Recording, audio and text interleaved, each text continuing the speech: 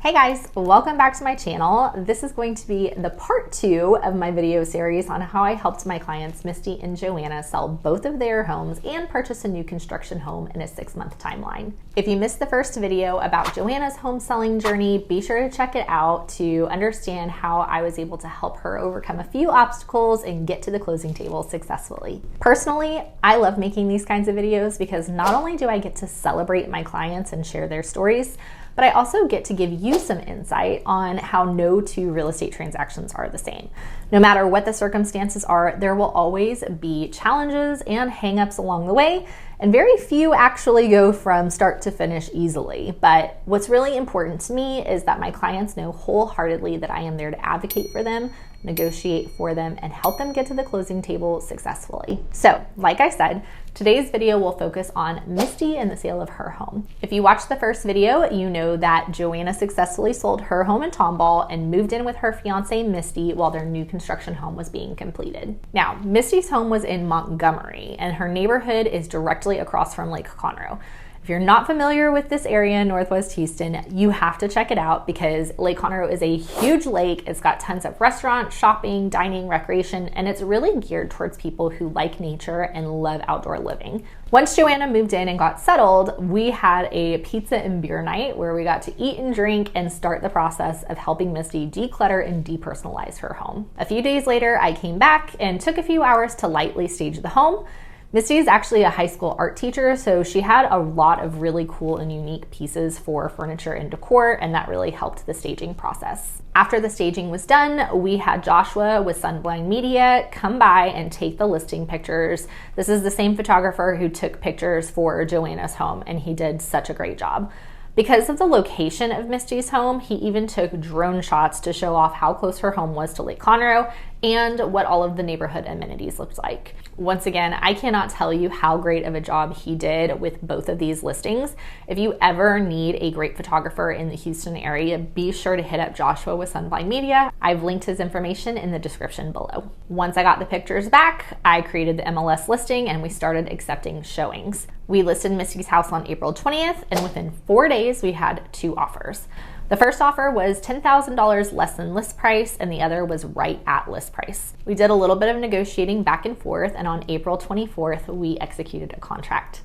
The timing of this was perfect because, as I mentioned in the first video, we were selling 2 homes and purchasing a new construction home, and there were a lot of moving parts to making sure that all of that happened within a specific timeline.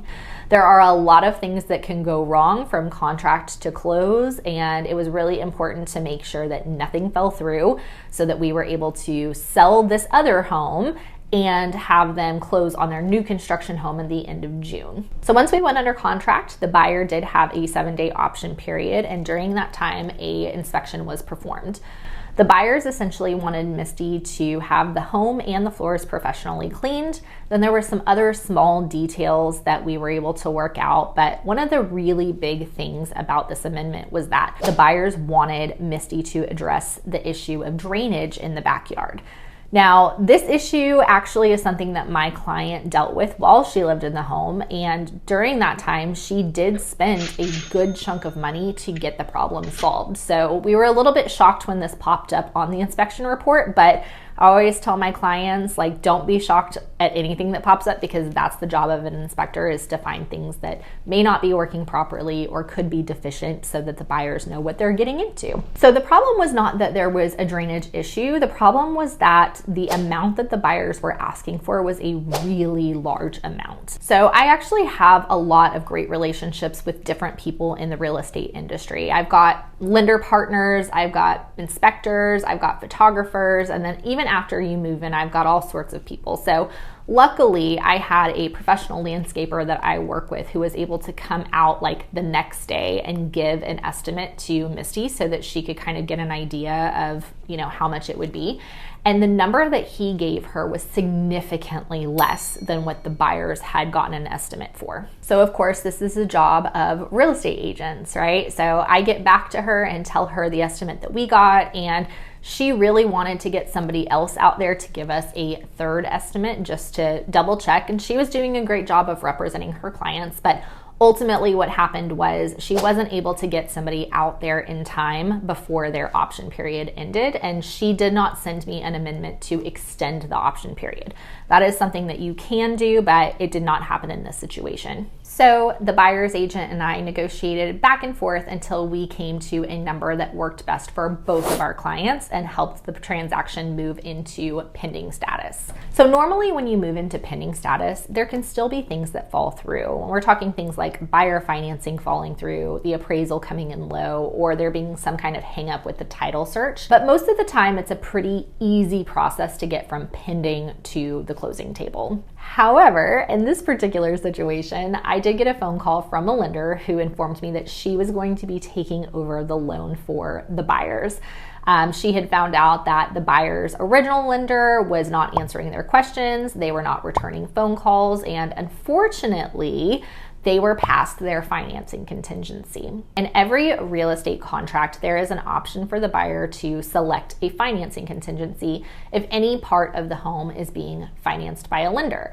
And what that does is it gives the buyer some protection for a certain number of days. In the event that they're not able to get approved for the loan, they can terminate the contract and get their earnest money back. However, when I got the call from this new lender, the buyers had actually passed their financing contingency by 1 day. So even if they did terminate the contract, they were not getting their earnest money back. And I know that I say this in every single video that I make, but I cannot stress it enough. Please interview lenders and make sure that they are going to work hard for you. A lot of the time, these lenders that are going to give you the lowest rates are actually the lenders that are charging you a lot of hidden fees. They don't work on the weekends, and they can't be bothered to help you in your time of need.